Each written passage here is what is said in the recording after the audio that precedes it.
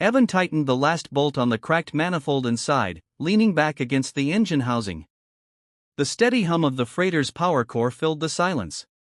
For 3 days now, he had been the only one awake aboard the Star Weaver, a rundown cargo hauler eking its way toward the nearest port for a long overdue overhaul. The rest of the crew remained in cryosleep, leaving Evan to handle the ship's endless breakdowns and malfunctions. "You're not getting any prettier," Evan muttered at the engine, patting it half affectionately. He tossed his spanner back into the toolkit and wiped his hands on his coveralls, leaving streaks of grease on the worn fabric. Just as he reached for a bottle of water, the console buzzed, its alert light flashing insistently. Frowning, he crossed the room and tapped a few keys. A faint signal appeared on the readout, an automated distress call. The frequency was unlike anything he had encountered before, and the coordinates placed it deep within a region of space his charts labeled as minimal exploration. Evan hesitated, his brow furrowed. "Great. Probably some old wreck that's been drifting for centuries," he muttered. "Or pirates. Just what I need." Still, protocol required him to investigate.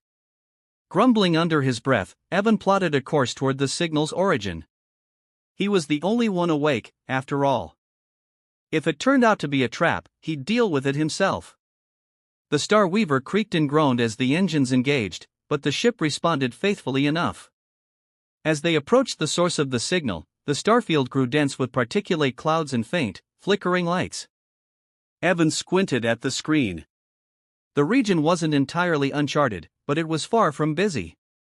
This stretch of space didn't even have a proper name, just a string of numbers and letters on the star maps. "Yeah, this is how bad horror vids start," he muttered, his voice breaking the stillness. He checked the ship's external sensors. A large object slowly took shape on the displays, a ship, sleek and alien in design. It was clearly not human-made. Its surface shimmered faintly as if coated in liquid metal, and its silhouette was marred by crumpled sections and drifting debris. "Well, that's definitely not standard issue," Evan murmured. He took a deep breath and maneuvered closer, his fingers dancing over the controls. As the Star Weaver approached, the distress signal's source became clear, an emergency transmitter built into the alien vessel's hull. Evan donned his EVA suit, double-checking the seals before he made his way to the airlock. He wasn't thrilled about boarding a damaged alien ship with no backup, but he had to see if there were survivors, or at least determine what had gone wrong. With a final sigh, he cycled the airlock and stepped into the void. The alien ship's hull was smooth, almost featureless, except for the ruptures and scorch marks that marred its once pristine surface. Evan secured his tether and activated the maglocks on his boots, clamping himself to the surface. Carefully, he made his way toward a visible breach in the hull.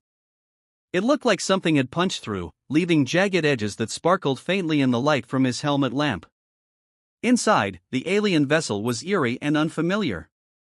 The walls seemed to pulse faintly, and the air, if there was any, felt heavy, though his suit's readings showed it was just his imagination. His flashlight illuminated scattered debris, broken equipment, and long, faint scratches on the floor that looked worryingly recent. "Hello?" Evan called out, his voice tinny through the suit's comm system. "Anybody in here?" At first, there was no response. Then, a faint clicking sound echoed from deeper within the ship. Evan froze. He glanced over his shoulder, but the light from his helmet revealed nothing behind him. He pressed forward, cautiously navigating the wreckage. Rounding a corner, Evan found her. She was hunched over, one arm cradling her side, her other hand gripping a shattered console. Her body was humanoid but not human, taller, slender, with skin that shimmered faintly like the ship's hull. Her face was angular, with large, dark eyes that flicked toward him as he entered the room. Evan raised his hands in what he hoped was a universal gesture of peace. "Hey," he said slowly. "I'm not here to hurt you. Just checking the distress call." Her response was unintelligible, a series of soft clicks and tones. She spoke quickly, her voice tight with urgency. Evan tried to catch any pattern, but it was no language he had heard before. He tapped his helmet calm and shook his head. "I don't understand," he admitted. You're hurt. Can I?" He gestured vaguely to her side. The alien woman hesitated. Her dark eyes flicked to his hand, then back to his face. After a long moment, she nodded, just barely.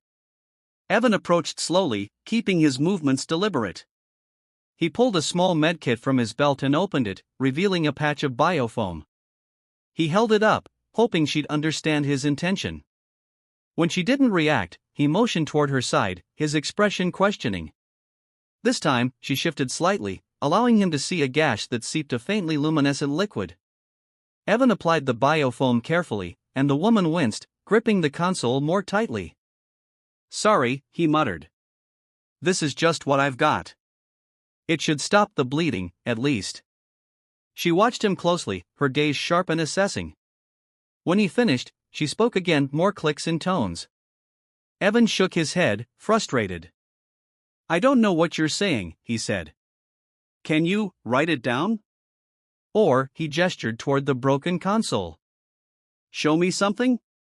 She seemed to understand his intent, turning toward the console and tapping at its shattered interface. After a few attempts, she managed to bring up a faint holographic display.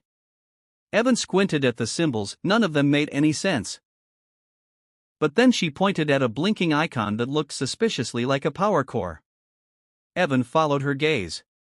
"Your power's failing," he guessed. The alien nodded, her movements slow and deliberate. Evan frowned. "If that core goes, your ship might," he didn't finish the thought. The two of them were floating in the middle of nowhere. If her power failed entirely, they wouldn't have much time before life support systems collapsed. "Okay," Evan said. "I'll help. Let's get you back to my ship. It's not much, but it's stable." The alien woman hesitated, then nodded again. Evan supported her as best as he could, guiding her out of the wrecked ship and back toward the Star Weaver. The walk back was slow and tense, each step weighed down by the unspoken uncertainty between them. Once inside, he sealed the airlock and removed his helmet. "Welcome aboard," he said, his tone half sarcastic. "It's not the Ritz, but it's home." The alien tilted her head, clearly not understanding, but she didn't seem alarmed.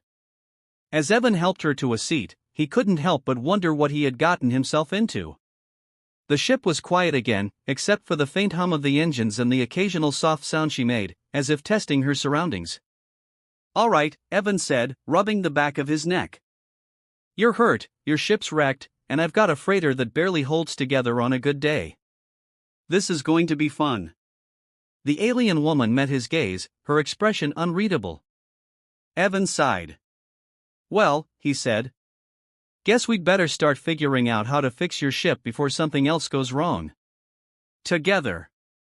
Evan scratched his head, staring at the control panel Tressa had jury-rigged. They had been at it for hours, trying to figure out how to stabilize her ship's main systems long enough to get it running again. She stood beside him, her angular frame still towering over his by a solid foot, her hand tapping a pattern against the console in frustration. "You're telling me that's supposed to be the power flow regulator?" Evan asked, pointing to the glowing crystal embedded in the panel. "Yes," Tressa replied, her voice carrying a sharp, melodic tone. "It channels the energy from the core into the primary conduits." Evan squinted at the glowing crystal. "Looks more like something I'd put on my grandma's mantelpiece than a power regulator." Tressa arched an eyebrow, an expression he was quickly learning to recognize as one of mild annoyance. "Perhaps you humans are accustomed to cruder technology. My people value elegance and efficiency." "Elegance is great," Evan muttered, "but I just want something that won't explode the next time I flip a switch." "It will not explode if you follow my instructions," she shot back, her large, dark eyes narrowing slightly. "Now, press the upper control stud and adjust the output dial to 2/3 capacity." Evan sighed, his fingers hovering over the panel. He glanced at her. "You sure this won't fry what's left of your power system?" Tressa made a sound that he had come to think of as a low growl. "You asked for my help, human. Do you wish to repair my ship or not?" All right, Evan grumbled, pressing the indicated control. The crystal pulsed faintly, and a low hum filled the cabin. He adjusted the dial, watching the readout shift. A moment later, a panel on the wall flickered to life, its alien symbols glowing steadily. Tressa straightened, looking at the readout. Good. That is progress. Progress, Evan repeated, stepping back and folding his arms. Why do I get the feeling you've done this 100 times before? Tressa turned her head slightly toward him, her expression unreadable. Perhaps I have. My position requires a thorough understanding of ship systems. I assumed your rank would as well. Evan smirked. I'm a mechanic, not an engineer. I fix what's broken. I don't have the luxury of knowing exactly why it broke in the first place. An inefficient approach, she said, leaning closer to the panel to check the readings. Maybe, Evan replied, but it works. Most of the time. Tressa made a soft clicking noise that Evan was beginning to recognize as her version of a sigh. Human methods often seem imprecise. Hey, imprecise doesn't mean ineffective, he countered. You've seen the Star Weaver. That old freighter shouldn't still be running, but it does, because I know how to keep it alive. She turned to face him fully, her dark eyes studying him. I admit, your repairs have been unconventional. But you have kept your ship functional against considerable odds. Evan blinked at her, surprised by what sounded almost like a compliment. Thanks, I guess. It is not praise, she added quickly. Merely an observation. Sure, Evan said, smirking again. Just an observation. They stood in silence for a moment, the only sound the faint hum of the crystal regulator. Evan stepped over to another console, examining the damage. So, what's the story here? Your ship just decided to give up in the middle of nowhere? Tressa hesitated. It is complicated. Figures, Evan muttered, tapping a few keys. Nothing's ever simple. You may not understand, she began carefully, but my mission was not one I chose. My vessel suffered catastrophic failure after an unexpected event. I was forced to rely on emergency systems. Your appearance was unforeseen. You mean you didn't expect me to show up and save your ass? Evan asked, half joking. She frowned at him, her expression stern. I did not ask for your assistance. It was your decision to respond to my ship's signal. True, Evan admitted, but you haven't exactly been kicking me out either. Tressa didn't reply. Instead, she moved to another console, her hands gliding over the alien controls. Evan watched her for a moment before turning back to his own work. Whatever her mission had been, it clearly wasn't something she wanted to discuss. Fine by him, he had enough to worry about without delving into her secrets. Evan, Tressa said after a long pause. The core output has stabilized, but the conduits to the propulsion array remain offline. Then we bypass them, he replied, as if it were obvious. Bypass them, she repeated, her tone skeptical. The conduits are integral to the system. Not if we reroute through the secondary power grid, Evan said, crossing the room to point at her display. Here. You see this cluster? If we link it to the auxiliary array, we can avoid the damaged conduits altogether. Tressa glanced at him, then back at the display. She studied it for a moment, her fingers resting lightly on the console. You believe this will work? Worked on the Star Weaver more times than I can count, Evan said with a shrug. Might not be pretty, but it'll get you moving again. She considered his words, then nodded slowly. Very well. Show me. Evan grabbed his toolkit and knelt beside one of the damaged panels. He popped it open and began pulling out fried components, explaining as he went. This is your main issue, this junction box is toast. We'll pull the feed from here, run it through the secondary grid, and then loop it back into your propulsion array. Simple. Tressa knelt beside him, watching intently. Your methods are direct. That's one way to put it, Evan said, flashing her a crooked grin. I call it practical. She didn't smile, he wasn't sure if she even could, but her expression softened slightly. Practical, perhaps. I will assist. Together, they worked in silence, occasionally exchanging brief instructions. Evan showed her how to strip the wires and connect the new leads, while she demonstrated a more efficient way to align the conduits. Though their techniques were different, they began to fall into a rhythm, their movements almost synchronized. "You know," Evan said after a while, "you're not so bad at this." Tressa glanced at him. "You are adequate as well." "High praise," Evan said, chuckling.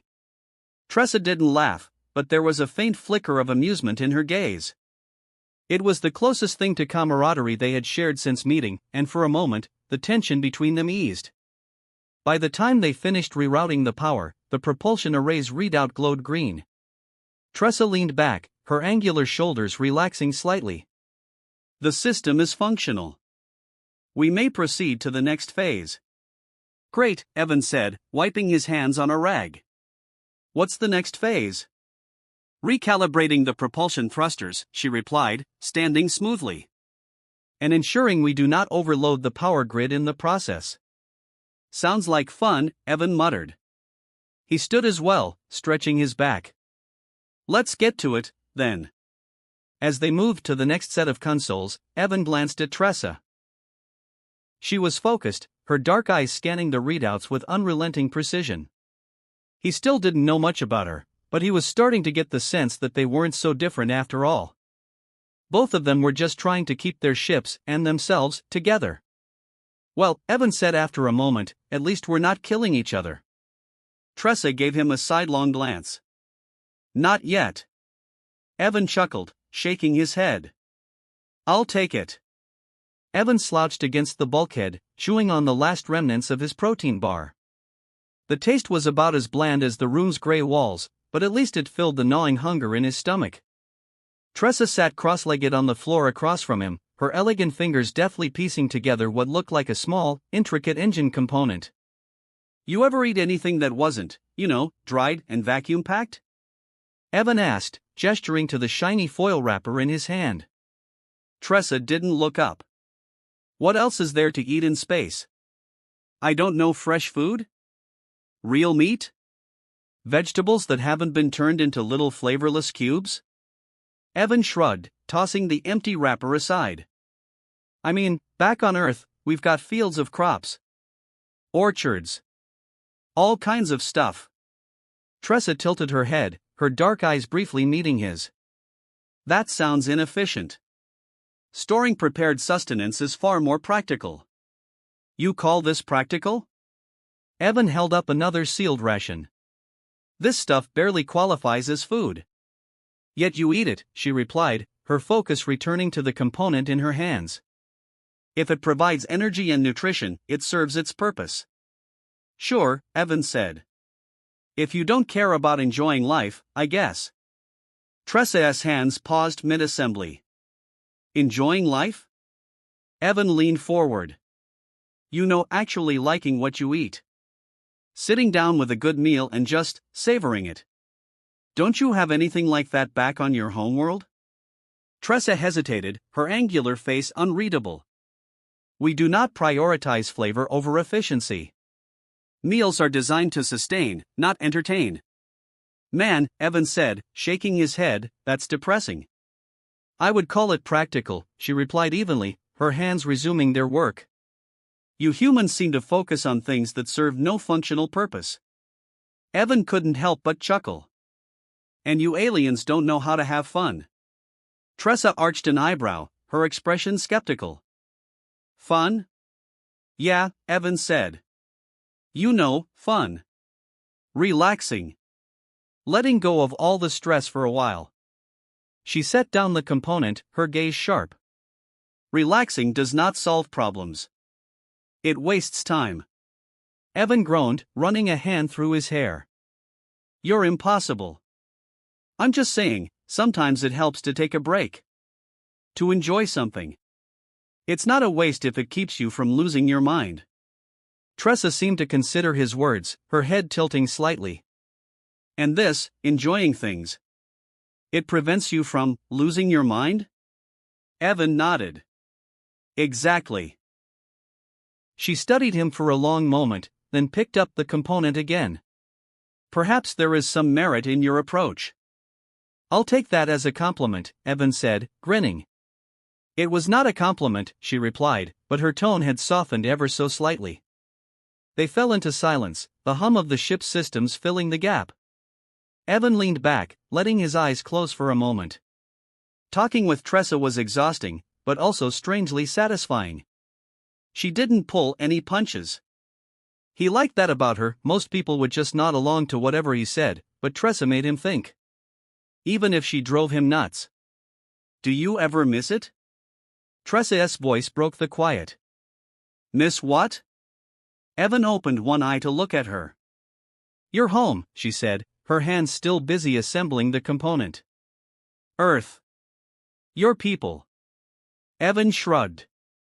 Sure. Sometimes. I mean, Earth has its problems, but it's home. There's nothing quite like standing on solid ground, breathing fresh air, seeing the sky full of clouds instead of just stars. Tressa nodded slowly, her expression thoughtful. I have not seen my homeworld in a long time. Do you miss it? Evan asked. Tressa's hands stilled. I do not think about it. Seriously? Not even a little? Evan sat up, his curiosity piqued. What's it like? Your home? She hesitated, then placed the completed component aside. It is bright. The skies are vibrant, the air crisp. Our cities are suspended over vast oceans of light, and the structures seem to grow from the land itself. Everything is designed with harmony in mind. Evan whistled softly. Sounds like paradise. Tressa shook her head. It is not paradise. It is simply home. Sure sounds a lot better than Earth, Evan muttered. She tilted her head. And yet you miss your home. Why? Evan scratched the back of his neck. I don't know. I guess it's not about how perfect it is. It's about the people. The memories. The feeling that you belong there. Tressa's gaze flicked to him, her expression unreadable. Evan chuckled. Always straight to the point, huh? Tressa glanced back at him, her lips curving slightly and almost smile. I thought you preferred action over words.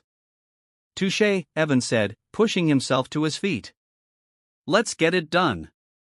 They worked side by side, Tressa guiding him as they integrated the new component into the propulsion system. Despite their differences, their movements became synchronized, each step flowing into the next. It wasn't perfect, but it worked. Slowly, the ship's systems began to come back online. I think that's it, Evan said, wiping sweat from his brow. Power's stable, and the thrusters are back in action. Tressa nodded, her dark eyes scanning the readouts. You performed adequately. Thanks for the glowing review, Evan said, rolling his eyes. I'll take it. She turned to him, her expression calm. We accomplished our goal. That is all that matters. Evan crossed his arms. You really don't do compliments, do you? Tressa tilted her head. What purpose would a compliment serve? Maybe just to, I don't know, show a little appreciation? Evan replied. You know, let someone know they did a good job?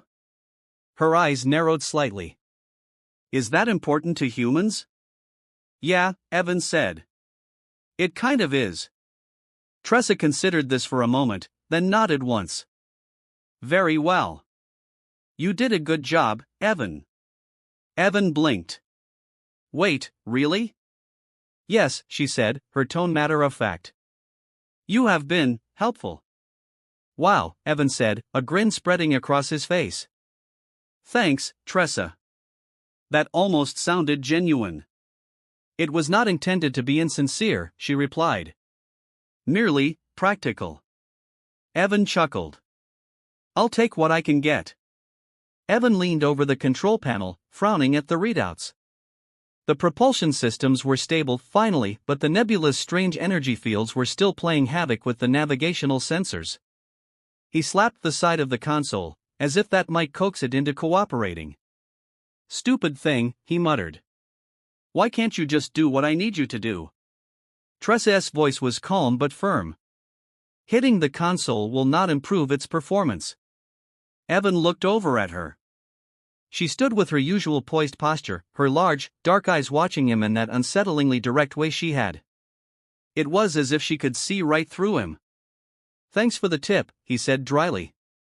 "You know, I don't see you coming up with any brilliant ideas for getting us out of here." Tressa stepped closer, placing one elegant hand on the console. "Because I have been busy ensuring that the core remains stable and that our power reserves are sufficient for a sustained burst of speed. Without those, no brilliant idea would matter." "Okay, fair point," Evan admitted, raising his hands in mock surrender. "But that doesn't help us figure out how to navigate through this mess." Tressa studied the readouts, her brow furrowing. "The nebula's energy patterns are unusual. Our standard scanning techniques are ineffective." "No kidding," Evan muttered. He tapped a few keys, cycling through the data. "It's like trying to read a map that someone set on fire." Tressa tilted her head. "What other methods do you have? Your human vessels are known for their unorthodox solutions." Evan smirked. "You mean low-tech, jury-rigged workarounds?" "Precisely," she said, completely serious. He sighed. "Well, I've got a few tricks up my sleeve. They might not be pretty, but they've worked before." "Then use them," Tressa said simply. Evan turned back to the console, pulling a battered old handheld scanner from his toolkit. It was a relic from his early days in space, but it had one advantage: it was designed to detect subtle changes in gravitational fields. If he could tune it just right, it might help him plot a course through the nebula without relying on the ship's main systems. He crouched down, prying open a panel to access the ship's external sensor feed. "You got any more of that fancy wire you used to patch the conduits?" he asked over his shoulder. Tressa nodded. "I will retrieve it." She moved gracefully to a storage compartment and returned with a spool of shimmering, iridescent wire. Handing it to him, she asked, "What exactly are you attempting?" "Okay, so," Evan said, pulling lengths of the wire through the panel, "I'm going to hook this old scanner into the external sensors and see if I can bypass the interference.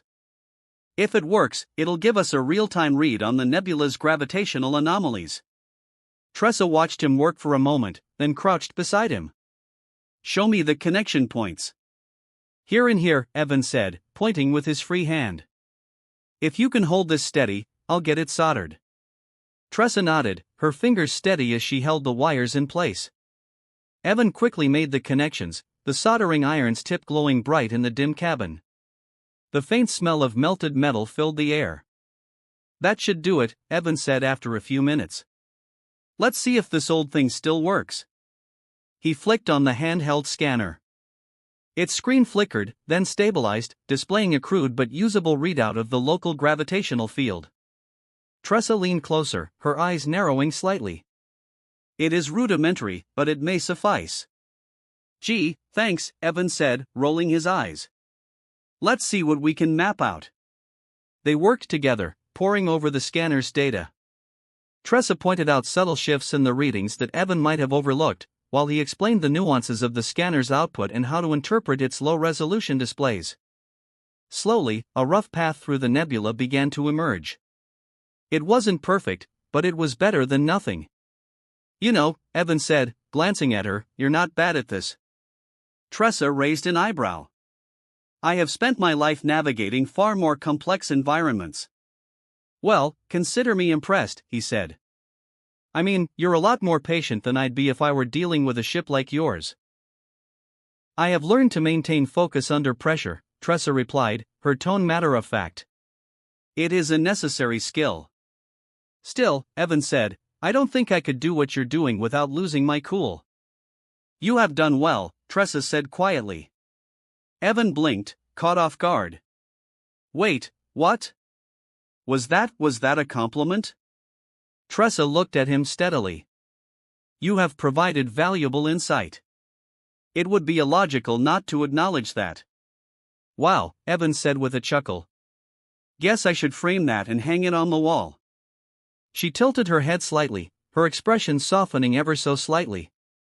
"Humor is another human trait I do not fully understand." "Well, you're learning," Evan said, giving her a mock salute. "Stick with me, and you'll be cracking jokes in no time." Tressa's lips curved ever so faintly. It wasn't quite a smile, but it was close. For a moment, the tension between them eased, replaced by a quiet camaraderie. They weren't just two strangers from different worlds anymore. They were a team, however unlikely.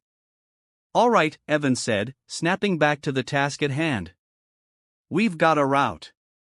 Let's see if it actually gets us out of here." Tressa nodded. "Proceed with caution. The nebula's behavior is still unpredictable." "Don't worry," Evan said, giving her a quick grin. "Caution's my middle name." "Somehow, I doubt that," Tressa replied dryly. "Yeah, well, don't tell anyone," he said. "Wouldn't want to ruin my reputation." Evan sat in the pilot's chair, rubbing his temples. "Okay, let's go over this one more time." Tressa leaned over the console, pointing to a schematic on the screen. "We will increase the ship's thrust to maximum as we approach the nebula's boundary. If we time it correctly, the gravitational surge will propel us out of the interference zone." Evan glanced at her skeptically. "And if we time it wrong?" Tressa's expression remained calm. "The surge could cause a catastrophic core overload." "Fantastic," Evan muttered. "No pressure." Tressa arched an eyebrow. "You are the one who suggested this route." "Hey, I never said I was a genius," he replied, his tone dry. "I just want to get out of here in one piece." "That is my intention as well," Tressa said. "Which is why we must be precise." Evan leaned back, staring at the screen. "All right, so we hit the surge at full speed, aim for the coordinates we mapped out, and hope this bucket of bolts doesn't come apart." "That is a crude summary," Tressa said. "But essentially correct." "Great," Evan said, running a hand through his hair. "Guess we'd better get started." Tressa moved to the secondary console, her long fingers gliding over the controls. "I will monitor the core output. Your task is to maintain our course and speed." "Got it," Evan said, gripping the yoke. "Let's hope this works." As the ship approached the edge of the nebula, the external displays flickered with swirling colors. The gravitational anomalies grew more intense, causing the hull to creak under the strain. Evan kept a firm grip on the controls, his eyes flicking between the readouts and the viewport. 30 seconds until the surge," Tressa said, her voice steady. Evan nodded, his knuckles white. "Just say the word." Tressa's gaze remained fixed on the monitors. "Accelerating now." The ship's engines roared to life, the hum of power rising to a deafening pitch. The vessel vibrated as it surged forward, its frame groaning under the increased thrust. Evan tightened his grip, his heart pounding. "Hold steady," Tressa said. "I'm holding," Evan replied, his voice tense. The viewport filled with a brilliant burst of light as the gravitational surge hit. The ship lurched violently, throwing Evan against his restraints. Tressa braced herself against the console, her fingers flying over the controls as she adjusted the power flow. "Core is stable," she said quickly. "Continue on this heading." Evan gritted his teeth, struggling to keep the ship aligned. The shaking intensified, the ship's frame rattling as if it might tear itself apart. "This is insane," he muttered. "How much longer?" 15 seconds, Tressa said, her tone unshaken. "Maintain speed." Evan focused on the viewport, the swirling colors of the nebula giving way to a deep, star-filled void. The edge of the interference zone was just ahead. He gritted his teeth, pushing the engines to their limit. "Now!" Tressa called. Evan threw the throttle forward, the engines roaring as the ship burst through the nebula's edge. The shaking subsided, the ship's systems stabilizing as they entered clear space. Evan slumped back in his seat, letting out a long breath. "Well," he said, "we're alive." "For now," Tressa replied, still focused on the readouts. "I need to ensure the core's integrity before we proceed any further." "You do that," Evan said, stretching his arms. "I'll just sit here and pretend I know what I'm doing." Tressa glanced at him, a faint flicker of amusement in her eyes. "You managed to keep the ship on course. That is sufficient." "Thanks for the vote of confidence," Evan said with a smirk. She returned her attention to the console, her fingers moving deftly over the controls. After a few minutes, she straightened, her posture as poised as ever. The core is stable. We can proceed at standard speed. Sounds good, Evan said. Where to now? Tressa paused, her expression thoughtful. There is a nearby system where I can access the resources I need to repair my ship. If we travel there together, I can ensure your vessel is also restored to proper condition. Evan raised an eyebrow. You're offering to help me fix my ship? Tressa nodded. It is the logical course of action.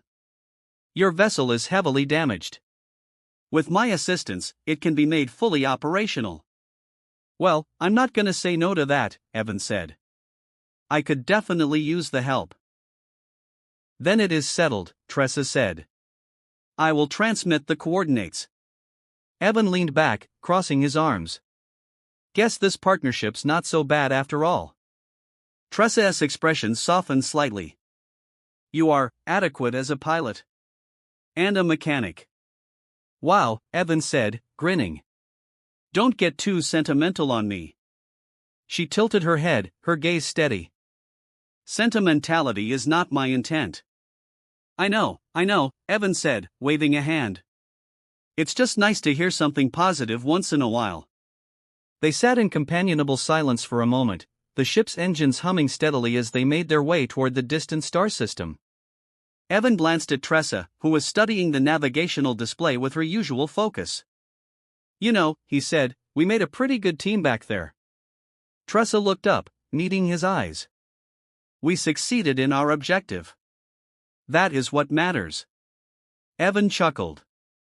Yeah, but still. Not bad for a human and an alien who barely know each other. Tressa considered this, then nodded. Not bad.